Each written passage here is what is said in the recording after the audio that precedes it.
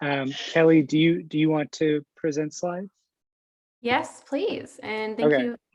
Thank you for having me, Adam, Iana, Randy. Just really cool to be here in this space that Speculative Futures Austin is cultivating. I've really enjoyed the conversation so far. I just wanted to call out that, Jake, when you were talking about desperation and love as the rationale for the why of futures, that really resonated, as did when in Tamie we were talking about challenging provocations. That was something that was like, yeah, there's something here about speculative futures that allows us to shift the conversation in meaningful ways. And José, to your point of like insights, that they like, how do you create these experiences that allow people to take a step back, to pause, and hopefully to make some bold decisions in the process too. So I'll share just a little bit about myself before jumping into the slides, but just to share some context. So Stuart Candy, who Jake had mentioned earlier, that was my avenue into the futures and design space. So I was studying strategic foresight and innovation at OCAD University in Toronto. I actually do come from a background in graphic design, although I was like just fresh out of undergrad before getting into grad school. And what I found really interesting about the foresight and design space is just how it allows us to create these really rich spaces to interrogate the futures or to think about what we want or what we don't want. And for me, I just wanted to start by sharing a bit of a story for my research project that kind of helped to shape my kind of research direction and where I've been spending my time. But for the work that I was doing, I wanted to explore this question of how might activists overcome and transcend uncertainty to make change in their communities. So the context of this was I've grown up in a community called Sarnia, Ontario. It's a small city in Ontario. It's also a fence line community, meaning there's like 45 petrochemical plants in a 25-kilometer radius. Myself as like a white person, middle class, growing up in this community, I didn't have to face the brunt reality of all of that pollution, but recognition that that wasn't the experience everyone in my community shared. So what really struck me was like I was able to live most of my youth not even aware of how these chemical plants were impacting the air quality, the water quality, and also like on an emotional and psychological level, like the mental health of living next to a chemical stack where you've got a flare that's coming off, multiple times in a given week. So where my entry into exploring how futures and design come together was actually like pretty much just like an intuitive journey of, I wanted to answer this question, and my hypothesis was that for activists that dedicate their lives to bringing about better futures, there has to be something really powerful that they've tapped into to put their lives on the line every day, to like keep showing up when the work is hard. It's a long slog often in movement work. So I sat down with a couple of activists in my hometown, and I just asked them to tell me about their preferred future scenario, their worst case scenario, and their best case scenario. And I know that's not the best framework always for futures thinking, but it was based on Robert Texter's ethnographic futures research work. And Stuart Candy was actually my advisor, my secondary advisor on this research project, together with Helen Kerr. And anyways, in this process of like, okay, start asking these people these questions. And I ended up sitting down having these like 3 to 4 hour long interviews where the richness in which these individuals shared their stories of what's really driving their work, like how deeply rooted some of those fears are for the future. Like in one case, she was really concerned about asbestos, and that the risks of asbestos exposure from mesothelioma, which is a really horrific lung disease, to other spaces, just like how visceral it was described to me. I recognized that like by just putting this into another report, it's really not doing justice to these stories. Like how do I use my skills as a designer to foster a strategic conversation around this community and what's possible for the future. Because the best case scenarios that they shared with me, they didn't seem that far out. Like they seemed like, oh, like this is 30 years from now, we have air quality monitors that allow us to have access to this information in real time. It wasn't that there was no pollution, it was that we could just have access to the information. So in this roundabout way of like starting with this pretty much naive question of just like, well, how is it that people can root themselves in these positions and dedicate themselves to doing this really important work when others are able to kind of move on without it. And after having these interviews, I ended up creating artifacts from the future based on these scenarios that were described. So what you're seeing here is actually a close-up of a charred work boot that's been a remnant of a scenario in 2030 where there was a chemical explosion at one of these plants. And that was something that was described to me by one of these activists, Ada Lockridge. And what happened out of this was like, how do you bring people then through this space? So recognizing that these stories were brought from this ethnographic lens of like, invite folks to share their stories. What is it that's driving their images of the future that they're holding? Taking an opportunity to, in this case, I was kind of mediating those, turning those into these artifacts from the future based on those stories. And then this additional step of what do you do if, or what will happen if you mount this, like you bring it out into a gallery setting and allow people to interact with these artifacts and interact with these stories and really put themselves in the shoes of these individuals and the work that they're doing. So I'm saying that as though I had it all figured out. I think Stuart was incredibly patient, Helen too, in navigating through this process that wasn't a very linear one. But what happened after this research exhibition, Stuart and I have been collaborating for a few years now, and just seeing that this isn't just one isolated example of where someone's taking an ethnographic standpoint or like holding space for others to share their images of the future, creating some sort of experiential component where others can interact with it. And then in some cases, having a second round of gathering feedback. So once you've gone through this exhibit, how are you feeling? Like what's on your mind? What's keeping you up at night? Or what's really, what's your reflection from this? Maybe it's less of a targeted question.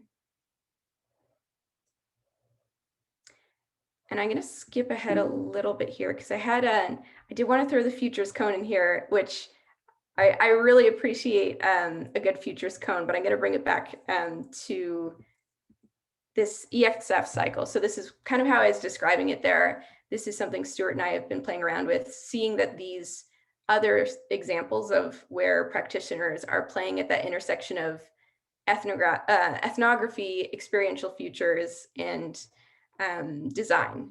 So in this case, that was one example of it, but we created this one pager that's available online. I can send a link to it, but it's just a reference because the intent, it was like, this is something we're observing, we're seeing other people playing around in this space, but surely like others can surface some other insights or remix the tool too, right? Like this is just a really high level overview of how this ethnographic experiential futures loop can be done. So we put this out in, I guess, 2017, and we've seen some really cool examples. Actually, out of Mexico City, Diagonal used ethnographic experiential futures to imagine was a domestic settings where like the home or the kitchen of the future, bringing in individuals to co-create with the studio.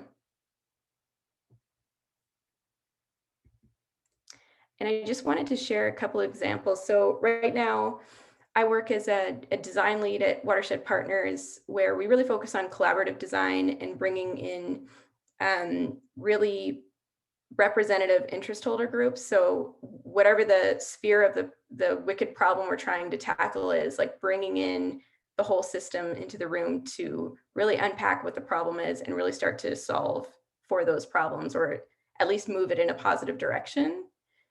And I guess before that role, I was working in a corporate space. So these examples are more on the corporate side of things. But how do you use this process of design and futures to facilitate change? So whether that's like a digital transformation change, like for this one here, it was with a natural beauty brand that was seeking to change the organizational culture around how does our brand evolve to become also digital, when they were really focused on or organic like raw materials and really like diving into that ethos. Like it felt like it was at odds with their culture. So we actually turned one of their conference rooms into the bedroom of the future of one of their personas that they had done in some demographic research. So this was an opportunity for us to create this like immersive environment where we invited folks from across the organization to walk through the room and to interact with these different artifacts that were built for each of different aspects of the future of how she might interact with beauty products. Like what's her routine in the morning? What's the first thing she does when she gets up? So we had like an interactive smart mirror that allowed her to really use data to understand her skin and her beauty choices and whether she was making the right choices based on her customized regimens and needs there. And we interviewed people as they were leaving the room again too. So getting that feedback was really important. It's like, how is this shifting the way that you're thinking about our brand or how it might evolve? And like, are there any ideas for how we might innovate our process or our products? So it was a way to like in real time capture those insights so they weren't lost, and really like harvest the knowledge so that like it's not just a one point in time intervention, but it actually could lead to some tailored innovation programs too. Adam, I just want to do a quick time check. How am I doing? I appreciate it. So we had like 10 minutes of buffer time at the end, so you're good to go for, you can go for like five more minutes, 5-10 minutes. Is that good? Perfect. Yeah. Okay. I'll just show one more example then. I wanted to bring this one up, and I cringed at putting this in a slide because I was like, this is not design quality graphics, but the intent here was, how do you get people to play in the space of futures? So I was actually on a call just now with Bridget Engler before hopping on here. So we're talking about how the space of personas might evolve with like future personas. And this was something that Christian Cruz and I were jamming on while working together at Calypso. This one was an exercise where we're bringing together a forklift manufacturer in the States to think of alternative futures for, at that point we were looking at e-commerce and logistics 5 years out. So I think it was like 2015 was when we did the exercise. So it was probably like 2030 was the year we were designing for. But this idea of once you go through an exercise of developing those 4 alternative future scenarios, within each one of those, how might we imagine, like, what are the future roles that emerge? So giving like breakout teams an opportunity to think through, like, in this scenario, what company is thriving? What's this person's job title? Where are they based? And what are their responsibilities? And then you can see some of the more core like persona type, like what are your fears? What are your dreams? And thinking through like how this person is interacting in this future scenario. So once they filled out this worksheet, we actually did a guided imagery exercise, inviting them to imagine walking around in this future scenario in this role. So in this case, one example would be like, there was a highly customized logistics scenario where pretty much like you design for one person. So while like from a consumer endpoint, that could be a really great opportunity to have products tailored just for you, it could also be a nightmare for an organization trying to make that possible.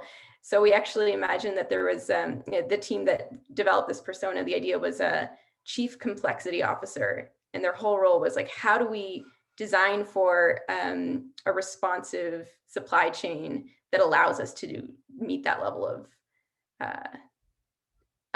customization.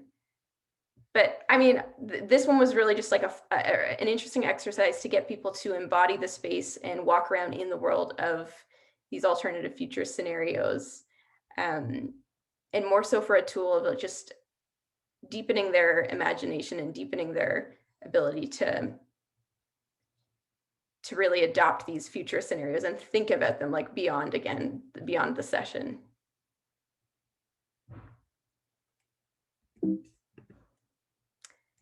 And the last one, just since Tamie brought up the speculative futures mapping, this was when I actually just came across this today, and I was going to send it to you, Adam.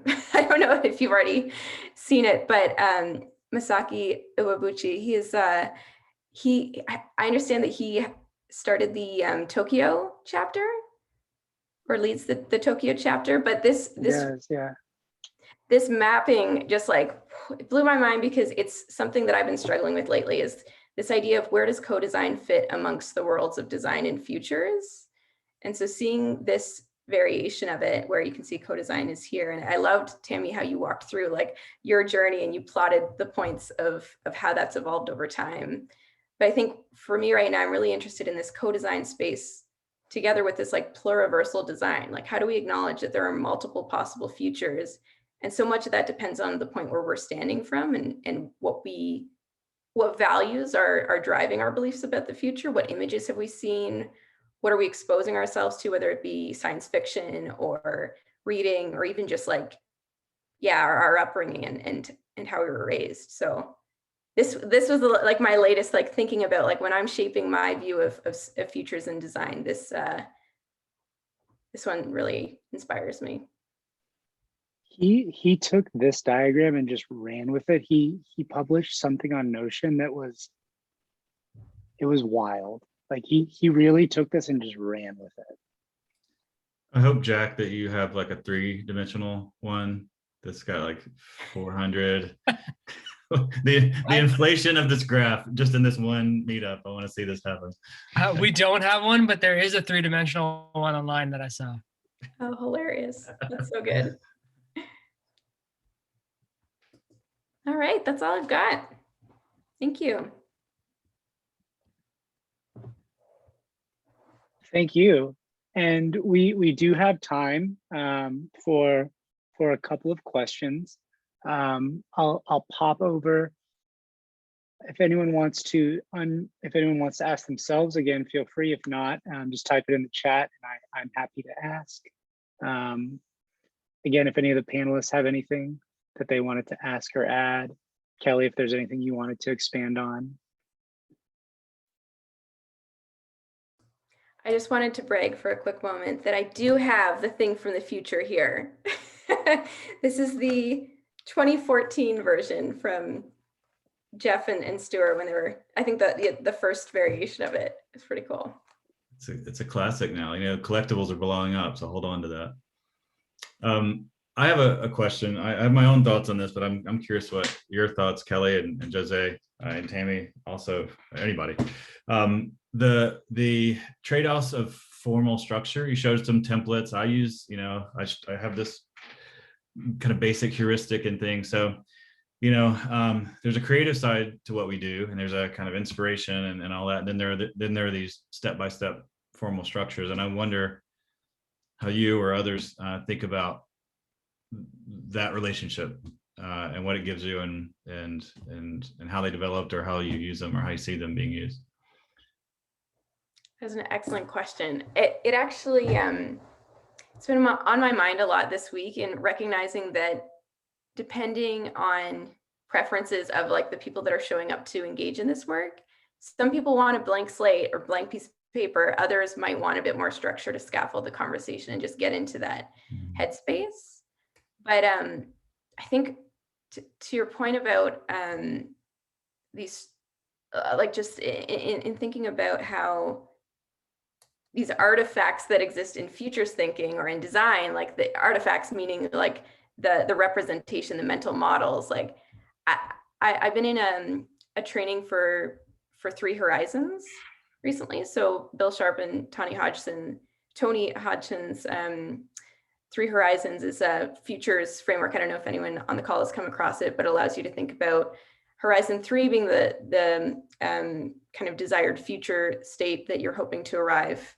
Well, Horizon 1 being the status quo that you're seeking to let go of, and then Horizon 2 being about the experiments to get from Horizon 1 to Horizon 3. And I'm probably botching that description, but in any case, through this training, recognizing that I think as practitioners, it's easy to put things up on a pedestal sometimes, like with these mental models, but it's so helpful to deconstruct them and challenge them and criticize them and think about the lens that they're portraying, whether it's like prioritizing a Western view of time, or, you know, like I guess that's what's on my mind, is like sometimes structure can be helpful, but it can also prioritize one way of knowing. And depending on the group that you're facilitating with or engaging in this work, that can be pretty detrimental. Yeah, one of the things I've run into over the years, I mean, we didn't develop, Stuart and I didn't develop this till 6 or 7 years into our practice. And we had very much just organically developed a kind of, like, I always call it twin language. Nobody else would understand it, but little cues and little phrases that we use to prompt us to think about certain things. So, but systematizing this, because we had to teach 20 people who'd never come across this at all in 2012, we had to break it down to its just base. What is the simplest way that we could get people through it? So, you know, cognitive load is an issue for people thinking about all right, moving part is the future, a moving part is multiple future, a moving part is representing that in a visual or performative way, to reduce that complexity, but to do it in a way that doesn't oversimplify, because I'm at war against tropes and cliches and, you know, like the things that colonize people's minds. So we also want to break them out of those patterns as well. So it's always, you know, I'm always thinking about what's the right level of structure, but also freedom, and not a box that you're just trying to fill in paint by numbers with. It evolves for sure. I just want to say that hats off to Joseph Boros doing the cone, because without that, I mean, we take it for granted nowadays, because like there's like, you know, like when you go to an event that it's about design fusion and everything, there's like a lot of cones and everybody puts their own cone, but man, like before that, I think it was I would like to see how people were talking about the future, the way we're discussing it now without this framework. So yeah, I think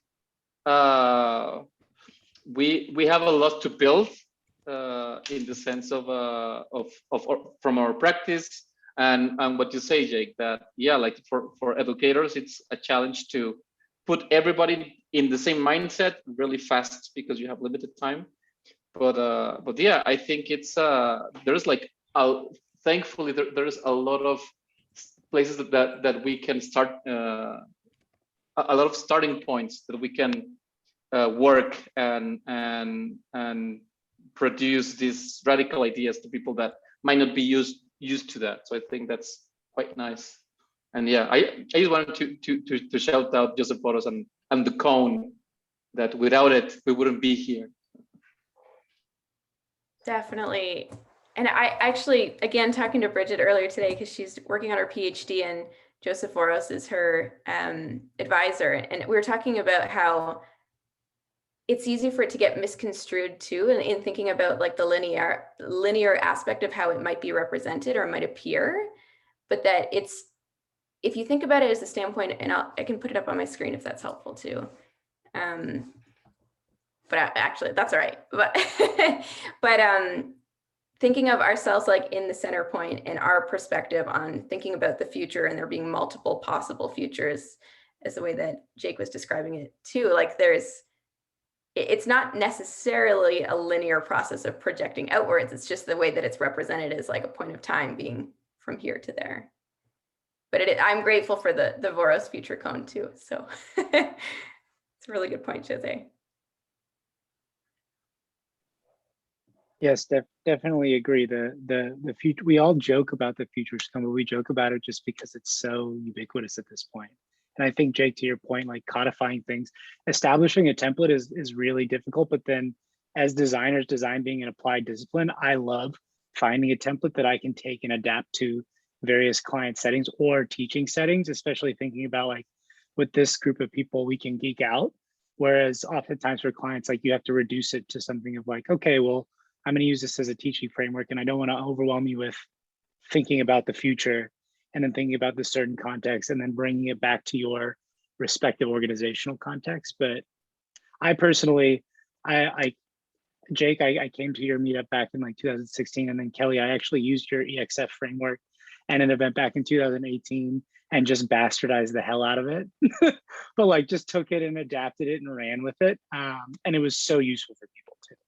Just like being able to have that like armature baseline understanding. And then people are like, oh, okay, I can take this and I have something to look at. Like I have this boundary object. I have this thing that we're all speaking to. And then they could take it and run with it. And sorry, I spoke a little longer than I should have.